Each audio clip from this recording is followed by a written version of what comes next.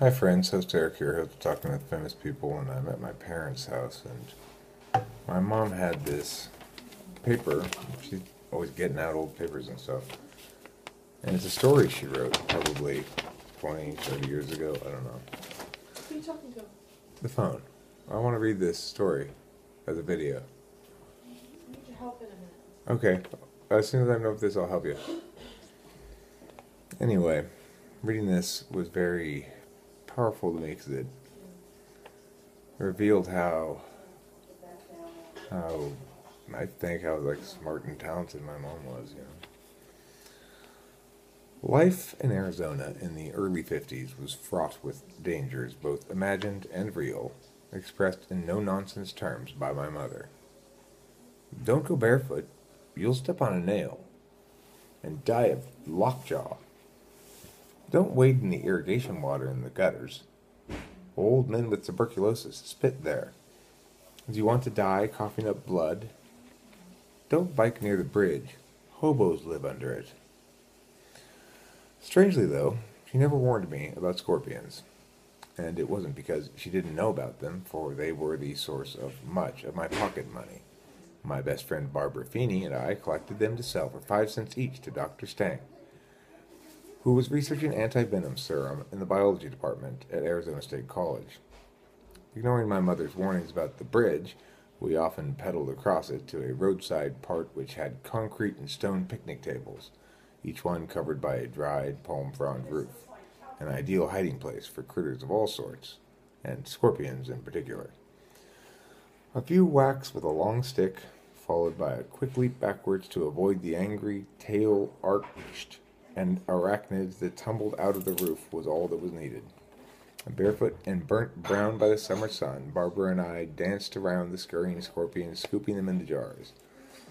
Angriest were the females carrying as many as 8 to 10 barely visible babies on their backs. But we knew these oversized mothers were the least dangerous, because they had given most of their venom to their offspring. Or at least, that's what we believed.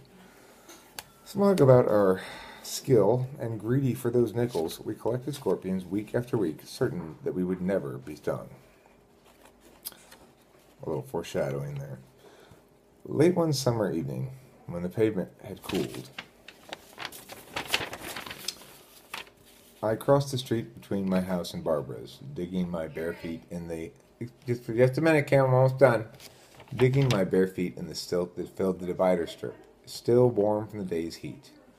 The cracked linoleum of the Feeney's kitchen was a welcome contrast. Impatient for Barbara to finish dinner, I leaned against the door jamb, resting my foot against the cardboard box used for trash. I dragged one toe along a crack until my heel hit the box with a satisfying thump. Mrs. Feeney glanced up, glared briefly, and said, "Don't try to hide those peas under the potatoes, Barbara. You cannot go out until you finish every bite on your plate." Thump, I hit the box again, hoping to hurry Barbara. Why can't she just eat those stupid peas, I thought. We're broke again. We need tonight to plan our next scorpion safari. Scrape, thump, even louder. Is she deaf? Can't she hear me? What happened next is a blur. I screamed once, twice, and then dissolved into one long howl of surprise and pain. Barbara knocked over her milk. Mr. Feeney's chair crashed to the floor as he struggled to get up from the table. Mrs. Feeney dropped her fork, and the cat, which was on the windowsill, skidded on an unscraped plate as he tried to escape what must be the predator to end all predators. "Good God, child! What is the matter?" cried Mr. Feeney as he grabbed my arm and dragged me away from the box, revealing a 3-inch-long, partially squashed scorpion, carrying at least 12 wriggling babies on her back as she waved her now stingerless tail back and forth. As an ominous red spot on my heel began extending narrow streaks of red up my ankles, I screamed even louder, singing our dissonant duet of screams and yells of "Ice, ice, get some ice!" Mr. Feeney and I, one running, the other clinging like those baby scorpions, made our bizarre way across the street.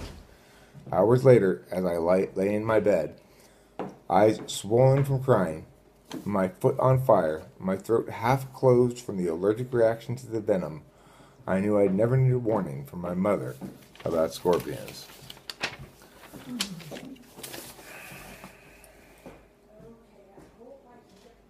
pretty good. It's pretty damn good. I had no idea, you know? First I knew my mom was just an English teacher. Like, she always encouraged me to make stuff. I didn't even know she wrote, you know? I mean, I knew she wrote, like, essays type stuff, but I think she was a good writer. This is really an ISFJ story, too, you know? All about our memories. Thanks for watching.